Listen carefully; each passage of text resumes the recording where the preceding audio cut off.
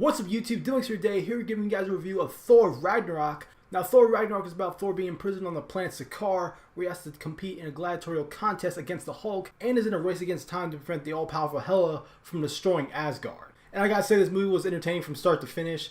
I gotta praise the director Taika Waititi for bringing us a new element of Thor. Now Thor's always had comedic moments within the movie, but not to this extent. You can tell there's a lot of improv with these scenes, and it truly follows Thor from start to finish. There's no side characters we really have to focus on, like Jane Foster or any of the other Avengers in Thor's way. And I really like how they're embracing the cosmic side of the MCU, like what the Guardians of the Galaxy has been doing, and we're probably going to see more of that in Avengers Infinity War. All the action scenes within Thor Ragnarok are fun, exciting, and creative, from Thor fighting Surtur to Thor vs. Hulk. That's probably the best action sequence. And then you have the Revengers going against Hela and her undead army. Speaking of Hela, Cate Blanchett does a phenomenal job at portraying the goddess of death. She's a worthy addition as a villain in the MCU, and she proves she's a force to be reckoned with. Then you have Tessa Thompson as Valkyrie, who's another good addition to the cast of Thor Ragnarok. Someone even consider Valkyrie to be the Han Solo of Ragnarok, and I would actually agree with that. And I'm not gonna lie, I was actually worried about the Hulk actually talking within Ragnarok, but it actually worked out okay. The Hulk was pretty much a giant green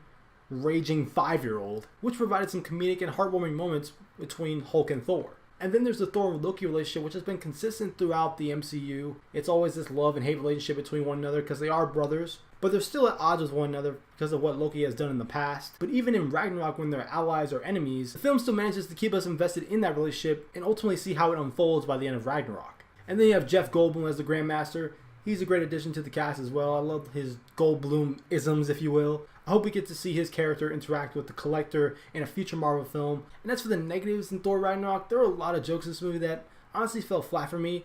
I probably laughed at roughly 45% of jokes within Thor Ragnarok. But of course, comedy is subjective, so you guys might have laughed more than me. And I gotta say, a lot of the supporting characters within Ragnarok were shafted, like they didn't matter. The Warriors 3, Scourge, and even Odin didn't get the attention he deserved in this movie.